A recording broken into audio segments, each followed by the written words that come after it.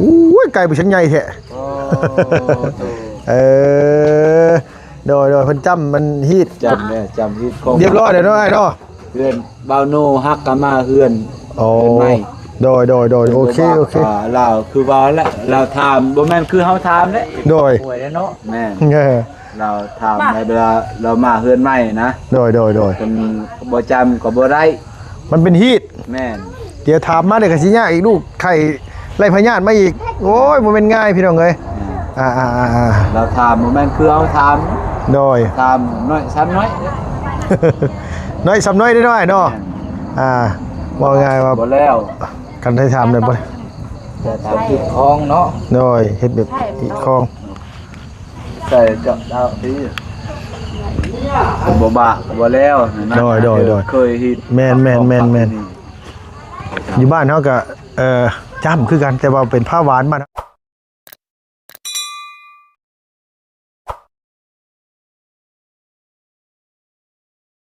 สบายดีนะโดยสบายดีเฮ็ดกับข้าวแรงบ่เอื้อยเลยตำแจ่วเฮ็ดหยังนั่นน่ะตำชายไก่ตำจิ้มไก่ต้มไก่เป็นยังไงคือได้อันจำผีจำมันนั้นแบบว่าน้องชายแม่อาจะมาโดยน้องชายอันมาอันของอันมาแม่เพิ่นมาเฮาต้องจำบอกเพิ่นเนาะเป็นฮีตสิเนาะเอ้ยเนาะโอ้โดยเป็นฮีตเป็นประเพณีแม่เฮาก็ต้องจำเนาะเอาตักน้ำจิ้มบัดนี้พี่น้องเอ้ยลูกสาวไปใช้คือบ่ให้ลูกสาวเฮ็ดพูดถึงลูกสาวอยู่น้ำเจ้าหั่นแหละพูดน่ะเซลอยู่พุ่นโดยเอาตักค่ะแม่เอ้ยเฮาขออย่าถามแน่คกอันนี้นี่เอ้ยใช้มาจากปีละหลายปีแล้วแต่น้องน้ำยังน้อยแต่น้องน้ำยังน้อยแต่ยังเป็นสาวสำน้อยอยู่โดยเฮามาตอนแรกนี่อันคกอันนี้พอเฮาเห็นตะกี้เฮาว่าเอ้ยเอาคกอันนี้บ่ตำน่ะแม่นอันนี้เด้เนาะโดยอันนี้ไม้หยังเอ้ยขออย่าถามไม้หยังประเทศไม้หยังจะไม้ขยุงคกไม้ขยุงแม่ขยุงข้างแน่ด้วยเนาะอยู่มาหลายปีแล้วโดยใช่ล่ะถ้วยมาทีสิตักใส่หม้อยังชานั่นน่ะหม้อยังน่ะหม้อต้มไก่นั่นโดยพอดีว่าอ้ายเราเอิ้นอยู่พี่น้องเมื่อกี้นี่เราบอกมาเด้อแล้วว่าจำผีไว้ซั่นว่าโอ้ข้าวกินน้ำก่อนโดยบ่เป็นหยังน้องสิอันเมื่อเฮ็ดกินอยู่ห้านอารมณ์ดีนี่น้องซื้อแนวกินมาอยู่โดยนี่แต่ว่าเอาขึ้นไปสู้เพิ่นนินรถตอนแรงๆเลยพี่น้องเอ้ยยามนี้คำไว้เนาะเอ้ยเนาะเข้าให้ชุกแล้วบ่เข้าอยู่ให้ยังบ่ทันได้ชุกเป็นอันนี้แล้วบ่เป็นเม็ดแล้วบ่เป็นแล้วไผโทรมาแล้วบัดทีนี้มาไล่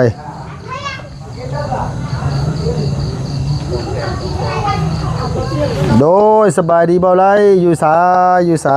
ยู่เฮือนน้องน้ำเดี๋ยวนี้นะกำลังถ่ายคลิปแม่น้องน้ำมาตำหมกเพชรกินกับไก่อยู่สันว่าเอาบ่พอสาวเพชรแล้วจะขายต่อโลละ200,000มาเสนอสิซื้ออยู่บ่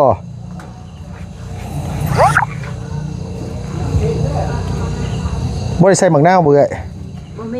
บ่มีให้กระเจ้ากินแบบนี้ก็กินได้อีกดอกผักกับบ่มีเอาอันยังก็เอื้อยว่ากินข้าวกินน้ำก่อนโดยเอ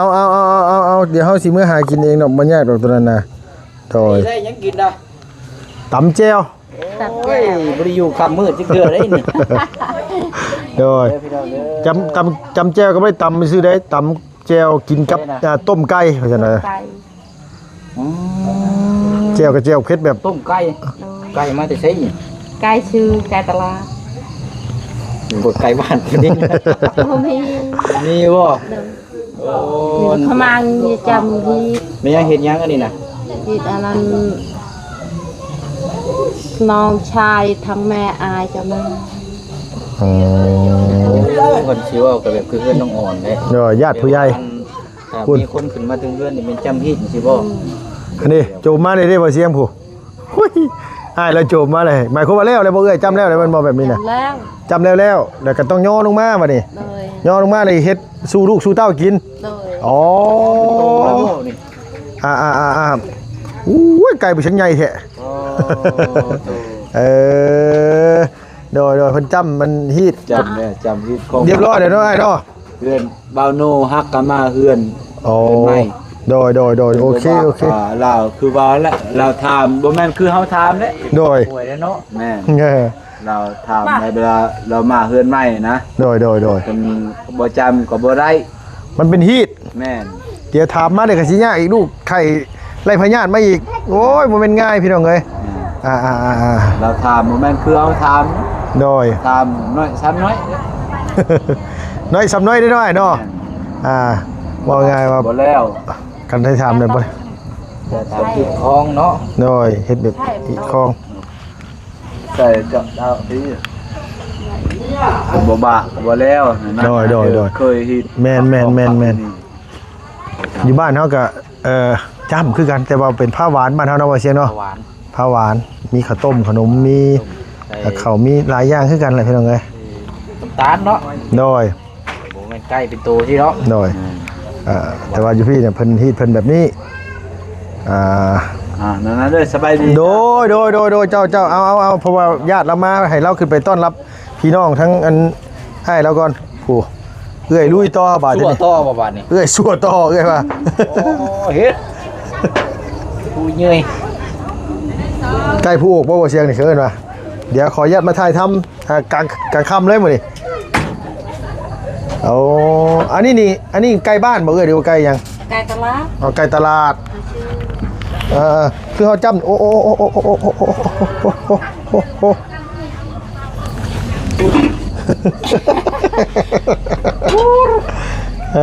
พูดยอดเนาะเด้อลุง เมื่อไหร่บ่ พากินน้ำก่อนลูกเอ้ย อัน เอ้ย โอ้ยว่าอย่างไรเซลกันเซลพูดโอ้อาจารย์เล่าเลยมาโอ้ยเจ้าก็ได้เนาะไปมาเป็นเลยอาจารย์หมวกตกเลยวันที่นี่นะโอ้ยเนาะโอ้ยตายเอ้ยไปเว้าสุทิพย์แสดงไม่แบบโอ้ยเนาะหยอกแล้วเฮ้ยเจ้าลูกหลาน โดยหยอกลูกหลานเนาะนั่นแหละเพิ่นเว้าอยู่นั่นแหละโอ้ยเมื่อยได้พี่น้องเอ้ย โอ้กูตก วันที่โตแล้วเหรอวะสั้นแน่เนาะสั้นแน่ บ่ได้ซาดโอ้ยว่าเราเอาจอก โดยพากินน้ำก่อนลูก เราเลยเท่านั้นเดิน งานไปใช้เป็นเจ้าคนกันยังอยู่พิษเข่านะ อายุกันยุสันเนาะ โดย เมื่อบาทนี่เนาะดูก่อนนี่อายุก่อน โดย อายุก่อนสามารถลุกมาของพวกนี่มา มาได้โมเมนต์ตั้งว่าดอกนี่นะคันว่าทีมงานนี่คันบ่มีไผมีเมียนี่ยันเป็นลูกเคยบ้านสกีอยู่จะคนข่อยว่า โอ้ยสบายดี เนาะเอ้ยเนาะเอาอีหลีได้ ผักเล็กไก่เนาะ โอ้ไทย กินข้าวก่อน โดยพอน้องน้ำทั้งแม่น้องน้ำพี่น้องเอ้ยแต่ว่าลุงเนี่ยมีแต่เอื้อนและเอื้อยก็อ้าย โอ้เราจะไก่ฮ้อนไก่บ้านตัวนี้นะ ไก่ตลาดเราอะ โมเมนต์3สายพันธุ์บ่ จังยันเป็นไก่เหนียวแหละค่อยว่า ยังแม่นแล้วก็ โดยไก่เหนียวแต่กระแซบได้ชั่วใช่พักแพ้วนี่เอาเรื่องนะ ไก่นี่นะ เอาเรื่องเลยฮะ ผมเพิ่มไอ้ทางเขาแวะแตะทำไมเขาแวะทาง พี่น้องเลยมาเบิ่งแม่น้องน้ำแล้วเฮ็ดกินมื้อนี้ ทำอะไรกันยัง เราก็แข็งแห้งเลยเนาะ หน่อย สุขภาพนะว่าต่างจากเมื่อก่อนอยู่หรอ น้อย พูดเข่าให้นี่ก็เลี้ยวบ่เลย บ่เคยเห็นมาบ่ได้เจ็บปานใดแล้วว่าซุมื้อนี้น่ะ อยากเจ็บยุบแบบเจ็บคอย มันเจ็บบ่แห้ง โดย มั จั น งว่าย้อนกินนั่นบ่จ้ะเนาะตู้เนาะกินยาถึกบ่เอ้าอันนั้นเด้ต้นอันนั้นเด้เรามาต้มลายเถื่อเด้ บ่มีบอลนี้เมื่อยหาเลย เพิ่นเมืองอ่ะเด้ ต้นยังอาจารย์ เจ้าห้องต้นยังมีอันน่ะเด้อันมีหมอพื้นเมืองอยู่ทางเวียงจันทน์ผมเราโทรมาหาข่อย โดย ว่าอันรักษานิ้วได้แล้วว่า โดย แล้วมันสิ กินแบบแทนน้ำได้ดู สิสลายแล้วอ่ะ โดย เอาให้กินตั้งน้ำแล้วแบบกินแบบให้ปัสสาวะออกดุๆนะ แค่ว่ามันออกไปตามเงี้ยวตามน้ำ แม่นแบบว่ากินตั้งน้ำเลยเหรอวะ โดย แล้วเรากับใครเติบเลยกินโอ้ แสดงว่ายา หลายเดือนน่ะได้ มันเป็นตัวที่ขับถ่ายพิษได้เนาะ แม่น มันออกน้ำเยี่ยวน้ำหยังสินะเวลานั่นน่ะแบบอาจสิมีส่วน หายาก อีกเนาะ โดยอ่า มีแต่บ้านน้องปุณน้ามีน่ะอันนี้ บ้านเราบ่ค่อยมีปานใด หมายความว่าเฮาไปเอาอยู่บ้านน้องปูนาพุ่นได้ซั่นน่ะ ตัวเจ็บ อ๋อตัวเจ็บตาลุง เจ็บตาบ่โดย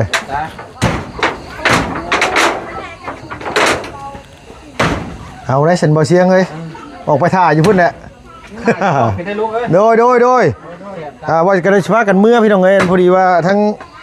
อ้ายกับเอื้อยแล้วเอิ้นถ่าแน่เพิ่นสั่นมาโอ้แต่ก็สิยังบ่ได้อันนี้ดอกลูกก็หลายคนซ้ำยังบ่พอลูกเจ้ากินนะเนาะคันจุพ่อกินนะอันนี้นี่พักได้สิมาใส่หมอมาอีกว่ะลูกนะไอ้ตะงานโอ้หาแต่มาเนาะสบายดีหาแต่อาบน้ำโดยโอ้งามเนาะมื้อนี้เนาะอากุยมันสิให้ลูกเลยเอาเวลาตัวย่องลุงก็ยังย่องเว้ยย่องเปลี่ยนกันไปเปลี่ยนกันมานี่แหละน้ำต้มเป็นหม้อน้ำนี่นะน้ำต้มไก่บ่มี2 เศร้าบ่เฮ้ยมีจัก2 เศร้าบ่ฮะตัวชูจัก2 เศร้าอยู่บ่เอาเหล้าขาว40ดีกรีพากันเป๊กนี่ก็เอื้อยเมานี่ก็พอแห้งอีกเซ่ซ่ายเซ่ครัวได้ยอเข้าอ่ะเด้อเนาะเอื้อยกินอยู่ได้เด้อเนาะเหล้าขาวกินบ่ แล้วข้าวบ่ได้กินแล้ว บ่ได้กินแล้วบ่เอาตอนตะกี้คือเอื้อยคือกินอยู่ตอนตะกี้น่ะ กินแล้วกินเบียร์ กินเบียร์แต่เหล้าขาวกินบ่เป็นบ่เบียร์กินได้อยู่เนาะโดยน้ำเจ้ากินอยู่บ่เหล้าขาวท่านกินสิซื้อเลี้ยงนี่นะกินเป็นหมู่ดีกว่าเฮ้ย บ่กินได้ ไปออกไปนั่งไปให้แม่เจ้าเฮ็ดอย่ามากวนแล้วอันนี้โอ้พี่น้องเอ้ยเนาะค่ำมืดเลยเด้พี่น้องแต่ว่ามันยังหัวแรงอยู่แต่ว่ามันหันค่ำไปซื้อยามนี่นะมันบ่คือยามเดือน5เดือน6ยามนี่มันยามหนาวนะบ่เสียงเนาะโดยโดยโอ้พี่น้องเอ้ยทั้งบ่บุญเพิ่นก็ไปหาน้องไม้น้องทายยังบ่ออกมาอยู่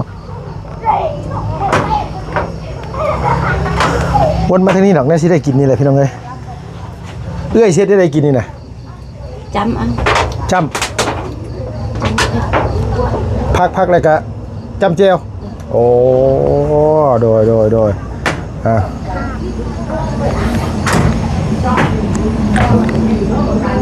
นั่งเฮ็ดโกโซอยู่ปานคนผิดหวังเลยน้ำเฮ้ยเนาะบอกว่าเบิ่งสภาพแบบนี้เนี่ยคือแบบว่าคือคนออกมาแต่ยังบ่เสียงออกมาแต่วงดนตรีนะเบิดแห้งกันนี่นะไม่เคยออกแต่เทื่อนบ่เคยไปจักเทื่อที่นะ อันว่าพี่น้องทั้งพ่อว่าคือทางพ่อ ทั้งพ่อพี่น้องทั้งพ่อเจ้าเนาะมาเนาะว่าใครมาชื่อก็ต้องแต่งที่เนาะ จ้ำไผมาก็ต้องจ้ำเป็นมานำเดี๋ยวเนี่ยครับโมฮูเพื่อนน้องออนนี่ก็มื้อนั้นเราไปเยี่ยมน้าบ่าวเราอยู่บ้านนี่ก็คือถึงเกินบ่ได้ดูไว้ขึ้นได้พิษได้ไม่ใช่ต้องจ้ำใกล้แล้วอย่างชื่อแล้วจึงขึ้นไปได้มันเป็นฮีทเขาเจ้าคันบ่จ้ำก็บ่ได้สิเนาะโดยเอาถือมาแบบใดก็ได้แบบนั้นเนาะโดยแม่นละเอาพี่น้องเอ้ยรอก่อนจังน้อยเดี๋ยวเอื้อยเราเฮ็ดแล้วว่ะ ก็แห่งคนก็นะโดยยังไม่เอาอยู่นี่ใช้ซ่องฟิตรถได้อยู่นี่ก็ได้ต้องกินเพื่อนต้องขึ้นกินเทิงบ่นั่งได้ได้นั่งได้โดยหมูมีคนกินเพิ่นย่อกับบ่เป็นหยังย่อมาโดยสบายดีเด้อล่ะน้อยเด้อน้องเฮงสบายดีโอ้คือจอยน้องบ่ไม่ล่ะเอ้ามากินได้พิธีได้กินอีกคนละคำก็ได้กันพิธีได้ บ้านจุ่มเจ้าจะหน่อยพิธีได้ บ่เข้ามานั่นก็ใส่ถุงนะเฮ้ยไป บ่ว่าแล้วบ่บุญ เนาะหมองมันเรียบแล้วแหละเนาะ ใส่ถุงนี่ก็พอแห้งได้ค่อยว่ามันยังสิพิษคักได้หีดน่ะ เอาว่าไปก็บ่กินเนาะ เนาะบ่คันว่านั่น จาตะไคร้เนี่ย ใส่บ่เสียงไปได้ซะ มาแม่ แม่น้องน้ำบ่ มาแม่มาแม่ มาเชียนมากินน้ำกันแล้วคนละตอนละไร อ้าว โดย เขาทำต่อเลยเป็นยา ทำได้กินกันบ่ได้คนละตอนเลย เข้าไม้บ่นี่น่ะ เขาเก่า เก่าบ่เป็นไอ้ก่อยญาติไปละเอาจังไดญาติเพิ่นเว้าบ่ โดยเอาอันนี้จำไปซื้อก็ได้วันนี้ลงมือ กินจะเกิดอะไรลูก กระเทือเดียวข่อยซื้อเข้าไปขึ้นหัวมื้อนี้ว่าฉันสิเถาะกินข้าวเทือเดียวนั่นแหละ โอ้ยเดียวนึง โด เนาะ ยเพราะว่าที่มาแม่น้ำมาแม่น้องๆมาแม่ล่ะมาแม่เอื้อยมากินแม่ชุมบ่ได้กินได้นี่น่ะ อ้าวกินเลย เอาแม่มาแม่เฮงมาแม่นั่ง จะคง มาน้องน้ำครับ โดย เจ๊เอาเจ๊ตามาเอาจากินละจาต้องตกเตี้ย จ้า กินเป็นหมูนะว่า มาจ้า มาบ่บุญกินแล้วหมูกินกินแล้วบ่กิน บ่ว่าโอ้ กินเท่ากับบ่กิน บ่ว่าโอ้ยเฮงนักพุ่นอ่ะเฮงพากินได้นะเฮงเอ้ยพาเพิ่นกินนะ อ้าวแหกเลยได้มาใส่บุญมากิน บ่กินเนาะ ให้บุกิน กินบ่ กินอะไรกินน้ำกัน โดย ไม่ลุงทำมาแก่ โดยเอาเฮาคือเฒ่าคือหยังครับว่าเพิ่นเอิ้นลุงนี่คือรู้สึกว่าตัวเองเฒ่าแฮงอย่างนี้นะ มาเลยมา อ้าว จะปีกได้มาดูแก๊ปก่อนหน่อย อ๋อเจ้ากินสปีกบ่ได้บ่โดย เพียงเรา ใส่พี่น้องเลยเบิ่งมานั่งทั้งนี้ยันมันบังไฟ ใส่สามสาย จะใจอ่ะ อ๋อ เด็กหยาบแล้วนี่เด้อ ลุงแจ้งเนาะ ฮะ แจ้งครับจริง มาพี่น้อง เด้ เอ้ อย FC กินข้าวเด้อ มาพี่น้องมา กินข้าวน้ำกัน เดี๋ยวลูก เป็นไง ครับ ใช่บอก แอมลึบ่ยับไปปานนั้นก็ได้เฮาบ่เต็งคาจะหรอก ยังไงมานั่งพี่ ย่าน มันสิยืนกินมันสิแล่นนี่ไปใส่ ย่านครับบ่เห็นว่ากันคือย่านคือเฮาเป็นตอเป็นแตนนี่เห็นว่าบ่ตอดบ่ครบปานนั้นนะเฮงแล้วน้อย อิ่มแล้ว ทำไม่นัง โดยเขาอิ่มแล้วกิน มาหลับมา ให้มีกระดุยเนี่ย ข่อยคือดำๆนึงบ่ว่าเสียงเจ้าข่อยดำบ่ดำนึงได้บ่ยังตากแดดลายนี้ถ่ายได้นะ ทำกันก่อนบริษัทถุงเลย เนาะขนาดว่าข่อยนี่นี่ เจ้าตากแดดบ่ บ่ได้ตากได้นางรถใหญ่นำบุญคือดำยังว่าอยู่ ก่อนตากแดดเหรอ คือแหล่ๆลงบ่ได้เว้าใส่ตัวได้เฮ็ดให้ตัวขาวกว่าเฮาเด้ ผักได้เนาะต้มไก่ใช่นี่นะขาไก่อยู่นี่เปล่า บ่ไก่สามสาย โอ้ไก่เพิ่นจ้ำ จ้ำผีบ่ บอกคักว่าแน่ยาย เกิดว่าเจ้ากินจ้ำผีแล้วตาย เนาะ ผีไม่ได้กินแล้วบาดคนกิน ได้ร่างจ้องรุ่ยละ เอาต้งกระรุ่ยฉันเนี่ย ไม่ได้จะจ้องอันนั่นนะจ้องเยียงในนอนจอนจ้องอันเลยเขาน้องกิน เงาดีแม่นี่ให้คนแปลได้นี่ ได้หมดแล้วไม่ต้องเอาไปวางยังพอดีเนาะ เงา มันน้อยสมมุติว่าเนาะสมมุติว่าคือลุงเนาะแอบปลื้มคือแอบปลื้มตัวเจ้าก็ได้หรือว่าเฮงก็ได้อยู่นะสมมุติว่าไอ้เว้ากับบ่บุญนี่เนาะแบบอุ้ยนางนี่น่ารักแต่เป็นแต่แพงแท้อย่างสินะเว้าแบบได้เฮ้ย อ๋อเลือกเหมือนกับยาเบิ้ลเหมือน ยังอ่ะ อ๋อเลือกอันตรยามเบิ้ลเมย ยังไม่เอาไว้ อ๋อเลือกเหมือนกับเบิ้ลเหมือน อ๋อนี่เมื่อยกาเมื่อยน้องเพิ่นน่ารักน้องเพิ่นเป็นแต่แพงน้องเพิ่นงามตำหมักพี่กับตำพี่ดี เอากับมาพริกดีแล้วเจ้าสิเอายังเพชรอีดีก่อยจนหืนยังอยู่เพชรอีดีโล รับบริษัท ครับเอาละ บ่ได้กินอิ่มบ่ได้พิษผีได้ บ่ได้ กินเบิ้ลเลยเนาะมีผีได้ บ่ได้เพราะว่าน้องๆเราฉันได้กินอยู่ ว้าว ไปเลย กินแล้วบ่มาดิเสีย ยัง เชื่อแล้วกินแล้ว งั้นเหรอเบื่อเลยนะ เอ้าว่าแท้ยังว่าอยู่ อ่ะพอได้กินพอเป็นที่ดอก เป็นดีดจังยังก็ ไม่เนาะ กินเลยกินยิมกินละลายตื่นแล้วก็หมด แต่มูจะแม่นบ่เฮ้ยบ่ชวนนายนะครับว่าแบบนี้แหละครับเพราะนี่จะ มันเป็นเขาว่าเรามาตื่นว่าจำมันต้องมึงเลย แห้งเป็นแต่สร้างขึ้นนี่เนาะเนาะตอนแรกก็ว่าชิย่องอยู่แล้วตอนแรกว่าชิย่องมันน่ารักนะยังขึ้นพอคำนี้เข้าไปในเริ่มนะเริ่มกินต่อ เริ่มกินต่อละ เราสามารถให้อีกแล้วเนาะ อืม ระวังต่อผ่านไปก่อนเด้อระวัง คอยพ่อต้อนเกลือเมื่อกี้เนี่ย นอนที่ใดแบบเป็นสิ เอาบอกว่าโดนเจ็บ